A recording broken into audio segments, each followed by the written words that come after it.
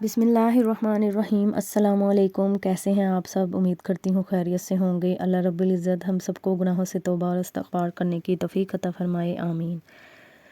आज की वीडियो माह शोबान के फ़ज़ाइल और बरक़ात और शबान के रोज़े की फ़जीलत के बारे में है।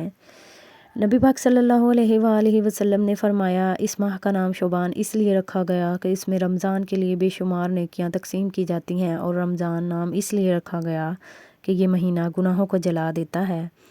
हज़रत आयशा सिद्दीक़ा फ़रमाती हैं कि नबी पाक सल्लल्लाहु अलैहि वसल्लम शोबान में इस तरह मुसलसल रोज़े रखते थे कि हम ख़याल करने लगते कि आप किसी दिन का रोज़ा नहीं छोड़ेंगे, और जब आप रोज़ादार ना होते तो हम ख़याल करते कि अब आप सल्लल्लाहु अलैहि वसल्लम रोज़ा नहीं रखेंगे।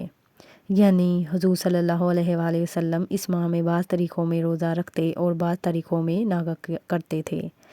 आप सल्लल्लाहु अलैहि वसल्लम को शोबान के रोज़े बहुत ज़्यादा महबूब थे।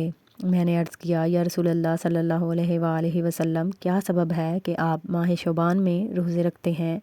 आप सल्लल्लाहु अलैहि वसल्लम ने फ़रमाया, आयशा, ये ऐसा महीना है कि साल के बाकी अरसा में मरने वालों के नाम मुल्कुल मौत को लिखकर इस माह में दे दिए जाते हैं। मैं चाहता हूँ मेरा नाम ऐसी हालत में नकल करके दिया जाए कि मेरा रोज़ा हो।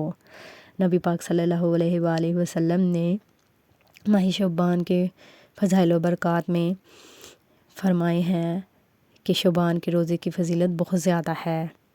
अल्लाह ताला हमें शोबान के फ़ज़ाइल व बरक़ात को समझने और शोबान के रोज़े रखने की तौफ़ीक़ अता फ़रमाए, और अल्लाह ताला हमारे गुनाहों से हमें तौबा और इस्तिग़फ़ार करने की तौफ़ीक़ अता फ़रमाए, आमीन। शेयर करें और बेल के आइकन को ज़रूर दबाएं ताकि इस तरह की इन्फॉर्मेटिव वीडियो आप तक पहुँच सके।